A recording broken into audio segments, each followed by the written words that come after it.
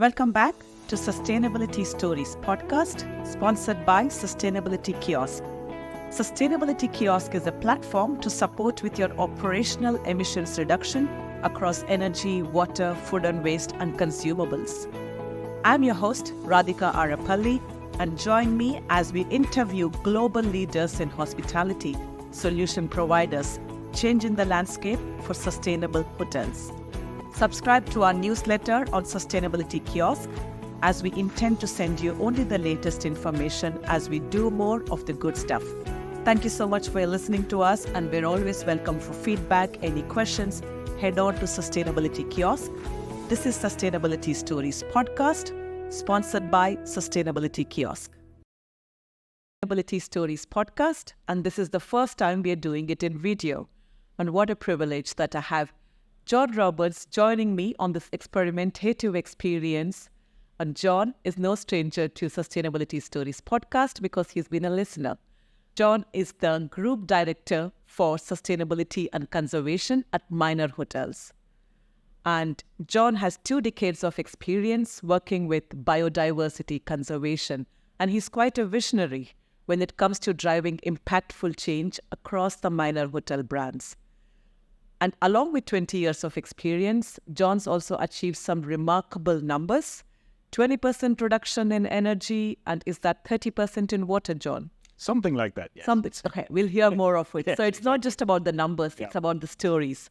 And the reason I asked John to visit me in the studio for this experience while he's here visiting the properties in Dubai was because there's so much stories that John can share, and stories covering Asia, Middle East, and now more hotels in India. Coming, yes. Coming up. Exactly. So we're going to be on a roller coaster ride with John. So welcome to Sustainability Stories, first ever podcast on video. Thank you. So John, over to you. Why don't you take a bit of time to introduce to us your journey into sustainability and conservation? So what motivated you, inspired you to pursue this career path? Well, I mean, conservation is the main thing that brought me in. I love wild spaces. I love being in places where I love wildlife. I love ecosystems. And 20 years ago, I was working in Nepal in a place called Tiger Tops in Chitwan National Park. And we had wild elephants, wild tigers, wild rhinos. And then I was sort of tempted away by the minor group, in a very, very small group in those days, to come and help them set up a captive elephant camp in northern Thailand. I won't go on for the blow history, but basically I was able to set that up, and then we set up a foundation which started doing conservation and using guests coming into the hotel who would come and visit the elephants and everything else to set up a network where we could not only help conserve ecosystems off-site, but also conserve the ecosystem on-site, and then play host to researching scientists and people like that would help us learn more about elephants. This is before sustainability was even really a watchword. We were green in those days. It probably was ecotourism, but we weren't talking much about sustainability. But in those days, I was also helping to watch the hotel, how to save energy, how to save water, how to reduce the amount of plastic, but not thinking about it in a huge way.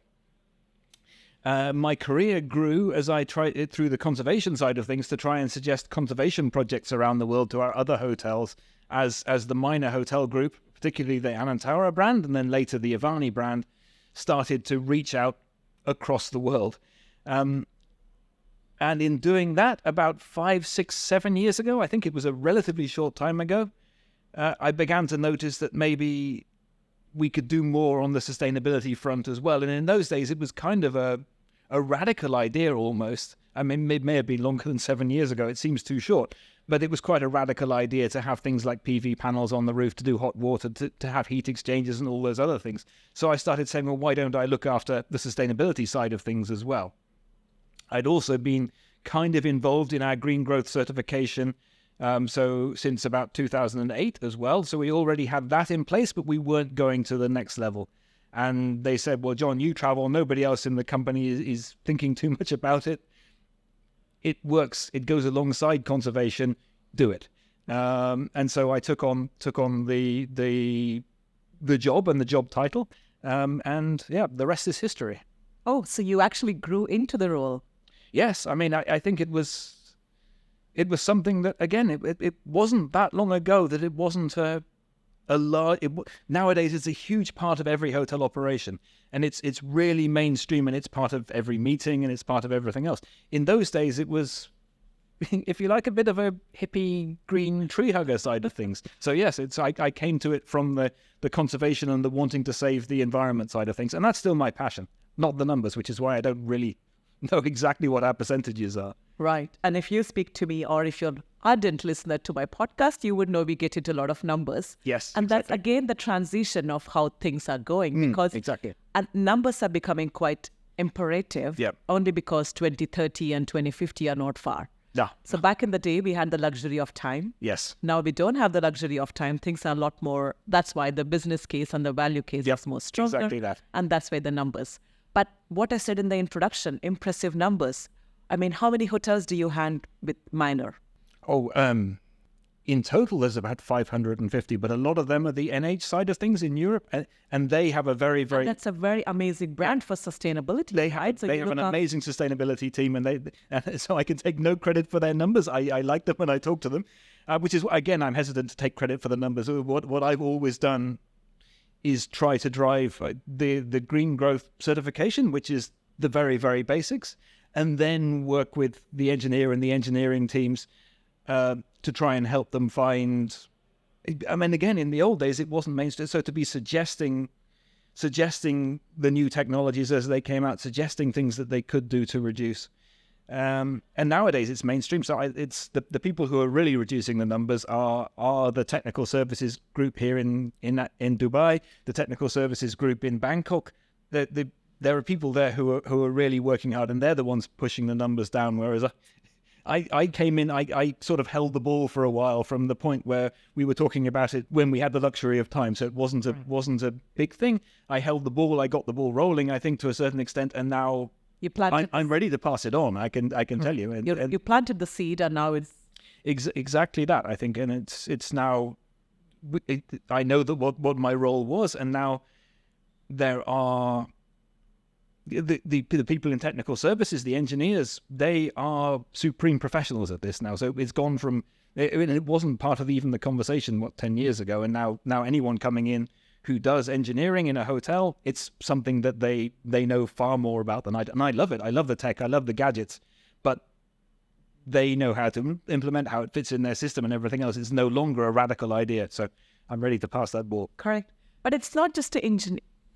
So would you put the responsibility for sustainability in a hotel on the engineer's head? Is it their duty? No, it's everybody's duty. It's a huge, but the numbers we were talking about were energy and water. So that's. But again, there is the energy and water nexus is quite strong, right? Yeah. Although it's engineers, it's also Yeah. in terms of kitchen. Yeah. How do you defrost? Yes. How much water goes into defrosting? Do you have enough space there? Yeah. So there is the overlap across various departments. Yeah. So that's where I see sustainability is not just with engineers. Engineers, obviously, because you are, Yeah. You require the buildings.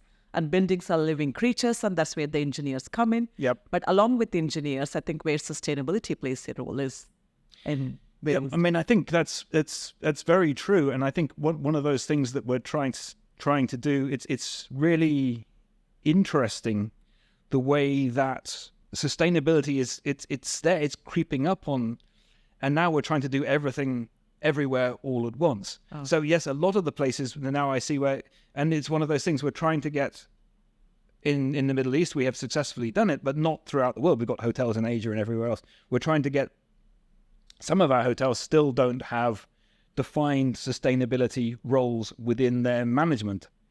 They have a green committee or a green team, a sustainability team, and it works, but you don't have somebody in charge. And it's funny where people are putting the sustainability, it happening naturally. I can advise, but we don't have any full guidelines. So sometimes the sustainability person is the steward because people are concentrating on the food waste side of things. Sometimes the sustainability person is the general manager's secretary, the executive secretary, because she's the person, or he is the person who has the authority of the general manager, but also has all the other departments. It's interesting where people end up, and it is indicative of what you say, where people think sustainability fits, and everybody kind of has a different idea. But you're right, it's everywhere all at once at the moment. And you made a comment in your statement saying Middle East has done really well compared to Asia. I picked that up in your observation. Yes. And why do you think? What are the underlying factors that has supported that? Undeniably, I think, with the Middle East and Europe, it's regulatory. You have to have these things. It has to be there. And also with the costs involved in waste disposal, the costs involved in the carbon. I mean, there are carbon costs. These things that you have to have, that really focuses the mind of hotel managers, owners. And so the group, as a group, Minor Group, we are focused very much from our... First of all, it's the right thing to do. Let's get that out of the way. We were doing it a long time before because it was the right thing to do. But one of the things that really brought focus on was the Dow Jones Sustainability Index and sustainability-linked loans that have just starting to come out. So that's really brought focus from a corporate office.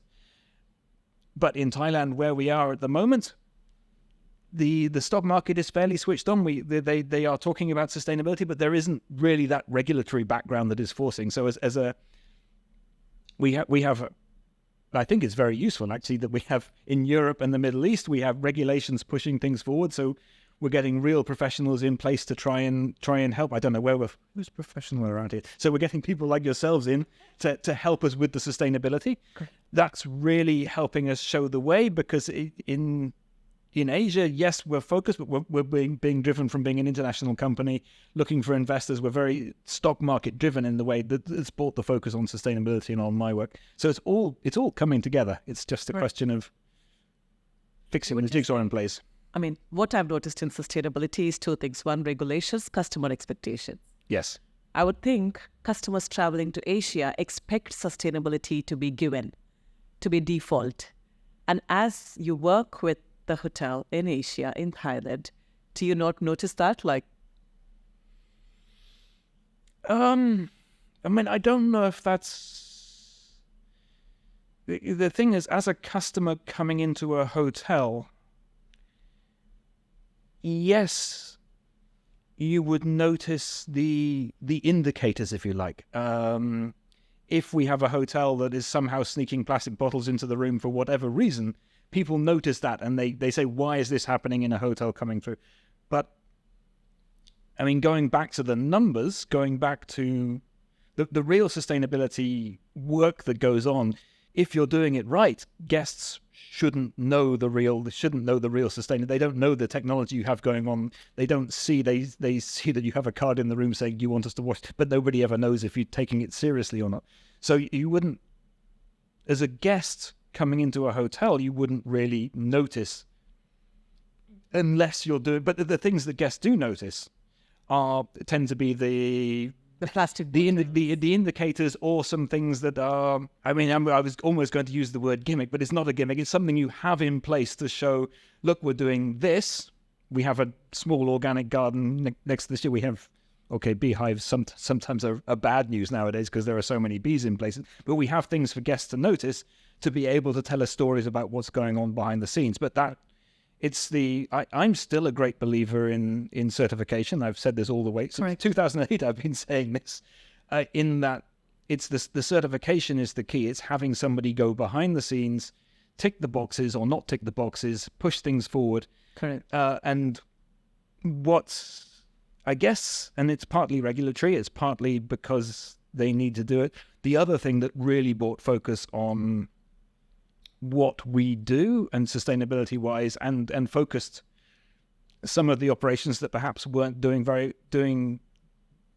not treating it as a priority, let's be like that, was when travel agents are now, as part of their supply chain, and it's possibly regulation that's doing it as well, although they're asking for certifications and they're asking for those things. So again, it's all coming together. So, I mean, what I will take credit for is driving that certification since 2008 and hammering on about it, that we have to have that in place, which put the basics in place, which means that when the specialists such as yourself can come in, and I even though it's my job, my specialism is definitely conservation and habitat preservation and those sides of things. When the time came that we needed the specialist, we already, in theory, had the basics in place, and it at least wasn't a foreign idea. And I think, look, we've done the previous podcast. I'll include the link here with Wayne McKinnon, who is the Green Growth Sustainability founder. Yes. And Green Growth 2050 is what all the minor hotels get third-party audited, which I think is really amazing, because a lot of times, if you don't have a third party come and look at your books and actually check all the processes, it could be seen as greenwashing. And that's the way that you actually stick true with having a third party independent auditor come and tell you which level you are. And I've seen that work very well with minor. So I realize now that you introduced that to minor hotels, and that's really credit to you. It seems to work, and that's why that's driving the numbers in terms of the. Yeah, I mean, I think so. If you look at that, there was something we did, because before there was really, back in 2008 until relatively recently, there wasn't this huge business case for having the Green Growth 2050. It was just something, or any GSTC recognized standard. It was just something that we felt that we had to do. Which, I mean, if you think about it, back in 2008 was quite, if you think, anyway, it was quite visionary, so I'll take that one as well. But to get that passed as a brand standard and to justify that, we had to make a lot of arguments based on it, with the lack of business case, why people would have to shell out to have this stranger come around and look behind and do all of those things and make the investments you need to get to gold level, which is the standard. Some of our 20 hotels platinum now. And what we did look into the efficiencies that brought in, even without specialists coming on top that we have now. And that was, I think the certified hotels were running on energy. They were about 15% more efficient. And that's with investment on some technology, but that's almost down to just switching the lights off and doing but being aware of it and being aware that you have to do it. It's the process. Yeah, exactly. So that was a standard process which drives and it's amazing that you have a case study where platinum hotels are 15% better. Yeah. So that itself actually makes a case for the certification, right? Yes. Yeah. Yeah, exactly. And so you have 500 hotels with minor, multiple brands. Yeah. And how do you engage with guests, the multiple stakeholders on the mission for sustainability? Tough job there. It's a tough job. And again, it's the NH hotels, they new addition to the minor portfolio. Well, and then so my remit is basically Anantara, Avani, and the hotels across in Asia. The NH, they have their own ways of doing this. So and they do brilliantly. Yes. But I can take no credit for that. But even Anantara was the first hotel 20 years ago that you started with the Golden Triangle, or was there before your time? So at first Anantara was in Hua Hin, and the second one was Golden Triangle. So I came in for the second one. But it's a relatively new brand, right? How many years has Anantara been around? 23 now, I think. So yes, so right? It's not... And you've been with the brand for the longest time, 20 years. Yes, so it's quite a long time. So all seen it grow. So John is sustainability with Anantara. Yes. Correct. Yeah. So how have you been engaging on the journey of sustainability?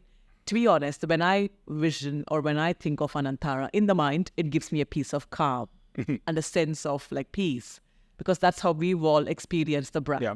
It's what the brand gives you. So you expect Anantaras to be in terms of cheerleading or like top of the range on sustainability, right? Yes. And speaking to you, I'm really curious to hear, how do you engage on this mission? I really don't know how we do. I mean, I always said in the early days, and it's less so now, everything's changed. Everything's gone on its head the last 5 years. In the early days, I always said that if you knew we were being sustainable, we'd made a mistake. That the whole idea, the whole ethos, and it's changed now because it's actually become a selling point, which is great. It's made my life so much easier. But 15, maybe 12, 13 years, honestly, in this business, it always felt to me that people saw sustainability as guests of a 5-star hotel, with the exception of a few niche brands like Six Senses, Soneva, and those places. But people would think, oh, it's just the hotel trying to save money. There was this great mindset, and there still is to a certain extent, but less so now, that sustainability would take away from the luxury in some way. Correct. So, I mean, really, it was all about driving the Green Growth 2050, talking about energy saving, talking about all of those things behind the scenes, and then going to the general managers and ownership and everybody else. And it really has. It's weird to talk about it now almost, but it really was only 5 or 6 years ago that you would be saying, but don't worry, the guests won't notice. I always remember a conversation about LEDs. I mean, you wanted me to tell stories. This was a very long time ago, when we were having the discussion whether we could ever put LEDs in a luxury hotel, because you're too young to remember, but you're not too young. But you remember, it used to be when you would switch on an LED, there'd be that little second before it switched on. It'll be probably a tenth of a second. Correct. But you could tell when you walked into the room it was an LED. And the argument was, and I'm not going to tell you who I had it with, was that guests wouldn't see that and know these guys are trying to save money. Oh, okay. And this is within the 20 years that I've been in his business. So, I mean, up until 5-6 years ago, it was a completely different argument. So you would literally be talking to hotel owners and general managers and saying, you can do this, it saves the energy and everything else. There was still the statistic out there that's been knocking around forever, that XX number of guests say they will pay more for a sustainable stay. That's been around for about 10 years. And not necessarily ever really materialized, but it's always been there. So you could use that argument, you could use the money saving, you could use everything else. You were still expected, of course, it was still expected by guests that you would have what I would still call a CSR project. So you're doing good in the community and all those other things. And that's also very good at helping you do business as well. But the idea of actual operational sustainability, it wasn't a stigma, but it was something that, and even the towel reuse program, and to a certain extent it probably is, well, it is, but the accusation was, well, I'm not going to do that. Guests would say, I'm not going to do that because it's just the hotel trying to save money. Yeah. And the fact that sustainability, and yes, we have to invest in the technologies to make them happen, and the ROIs some of them are still quite long, so we're still having to get the technology across the board. With some people who sign the CapExes, we're having to talk about or look at places where like the UAE, where there is a cost to taking away waste, where there's a cost, where the other costs come in, and eventually carbon costs, because at a certain point in time we're going to have to be purchasing offsets for the carbon that we don't manage to save, if you see what I mean. And when those arguments come in, they're going to be much easier. But it's one of the arguments genuinely was with CapEx is don't worry, the guests won't notice. And now it's the other way around, and guests we're looking for, actually actively in 2024, we have these 24 brand standards, and we're actively looking for sustainability stories.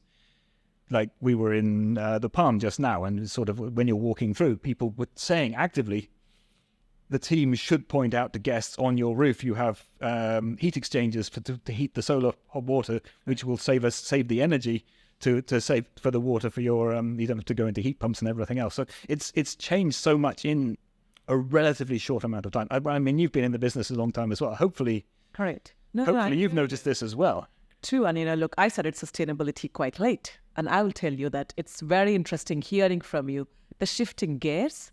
Like previously, you probably did and never said anything. And probably you had to have it was defense mechanism, right? Like you had to prove that this actually works. Whereas these days, it probably makes the business case easy. Like because people want to hear, people want to see it. So, and it's a lot more, everybody asks for it, they care for it. So it's a lot more storytelling, and the show and tell is a lot more now. Started with kids and in our hotels, guests want to know what we're doing, but it's really insightful when I hear the change in gears that's happening right within our working career. Yes. literally within our working career, right? Yeah. From how you did things to how you're doing things now. And that's a wonderful story of LED lights, John. I mean, obviously that's not the case now. No, That's exactly. given. If we walk into a hotel and you don't have LED lights, then you get looked up on. Yeah, Which exactly. world do you live in? Like, Yeah, exactly. It's so what more stories can you share? That's very interesting. With your 20 years, I'm sure you have more stories that you can share with us. We break here and stay tuned for our next episode to listen to how John supports in achieving the 75% reduction in plastic for minor hotels. We look at the technique, the process, tactics required to achieve this standard for minor international.